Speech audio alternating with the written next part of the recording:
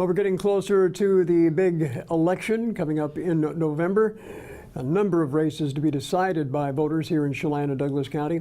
We have one of our candidates joining us right now. He's Douglas County Acting District Court Judge Eric Biggar, who was appointed to the bench when Judge Judith McCauley retired earlier this year.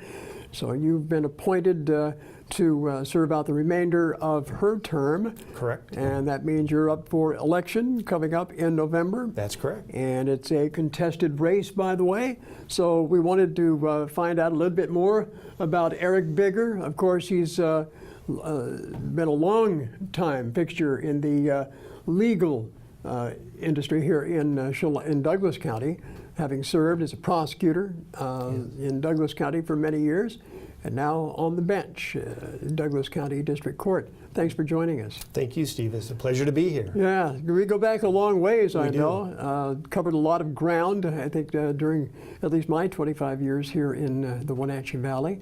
Let's find out more about Eric Biggar and what he brings to the bench in Douglas County in terms of your experience and your qualifications. All right. Well, it goes back a little bit.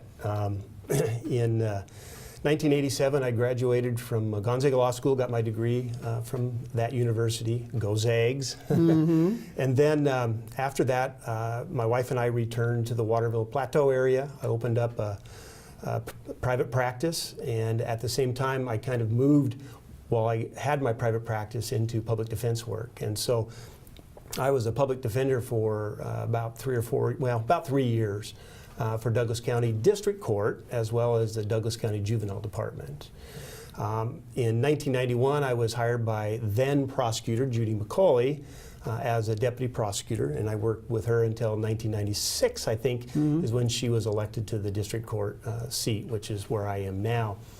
And so in 1996, then current prosecutor Steve Klim came on board, of course, for Douglas County, and I worked with him up until 2014. And during that time period, I went from a deputy prosecutor to chief criminal deputy, and obviously in that position, I was in the courtroom on a regular basis, both in district court and superior court.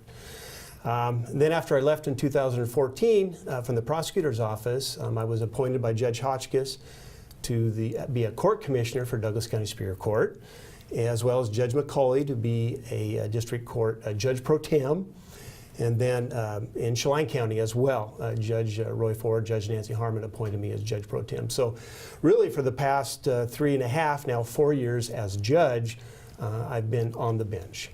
What does a court commissioner do? Well, you know, a court commissioner is a term generally used in superior court. Judge pro tem is a term used in district court. But there's different types of court commissioners: statutory court commissioner, constitutional court commissioner. But the net effect is that in the absence of Judge Hotchkiss, if he's on vacation or he's in another jurisdiction, then a court commissioner will come in and will hear the calendars, civil, criminal, basically anything that he had docketed during that time period. And we have the same authority as the judge, other than they can't do jury trials. Okay, okay. Let's talk about your time on the bench now and well, the differences that you see from prosecuting, certainly, and as a defense attorney, you're in a different role now. Yeah. You've also served, as I understand, as a pro tem judge Yes. on that same court. Yes. And let's talk about that in your experience. Well, certainly there is a difference of experience from being a prosecutor to walking behind the bench and sitting up there. You know, it's a difference, but it may not be as big as one might think. As a prosecutor, you're an advocate, but you are still, by law, you have to protect the constitutional rights of those individuals actually that you're prosecuting. So you got to make sure that they're afforded their due process rights. And so at the same time, you're an advocate for your position, depending on the charges that are brought. Now, as a judge, you know, you are impartial, you are unbiased, and that you weigh both sides and you make a decision. And it really wasn't that much of a transfer of position or a transfer of a belief system, because I guess my personal opinion is everybody that comes into court they just don't give up their rights. They have their constitutional rights. And it's the judge's job to make sure that they are given full opportunity to have those rights honored, not only by the court, but also by everybody that's involved in the proceedings. And so it was not a difficult change in position, and it's one I've enjoyed very much. Now, as a candidate, certainly, like other candidates, you've been out in the communities, walking the streets and knocking on doors and ringing doorbells and talking to your potential constituents, if you will. Yes. What kinds of issues and subjects do those people want to talk about? Is there a common theme? You know, if there's a common theme, it's probably more than anything, it is talking about your background and experience. Because as a judicial candidate, you can't talk about a lot of things that might come before you as a judge. That might come before me as a judge. We just can't do that. And so it generally gravitates towards, you know, what's your experience? You know, how long have you been in the community? What's your experience? What do you have to bring to the table?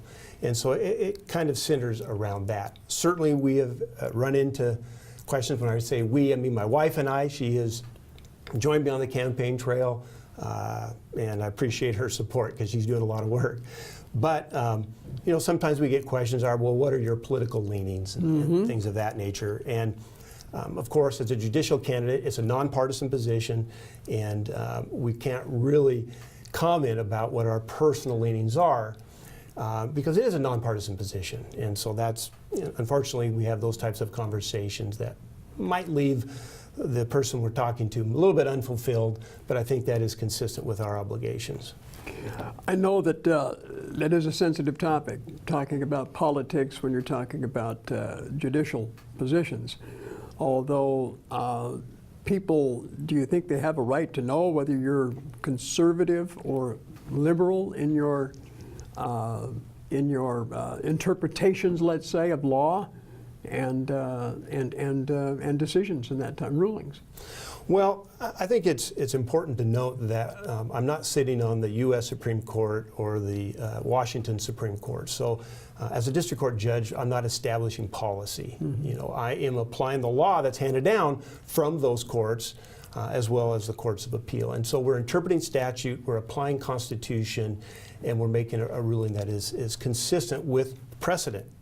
And so as a district court, and I'll even go so far as to say in the Superior Court races, what your leanings are isn't as significant if you are at a higher level, a federal court position.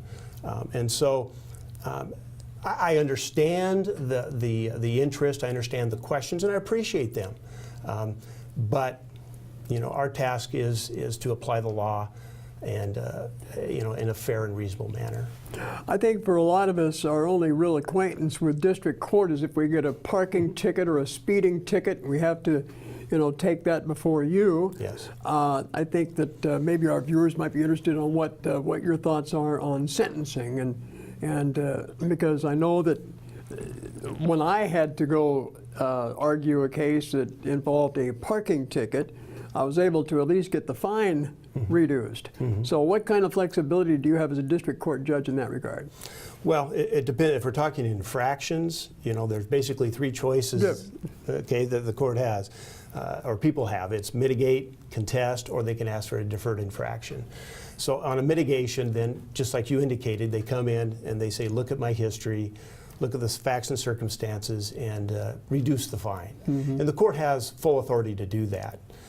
And so I see that on a regular basis, and I do mitigate on a regular basis.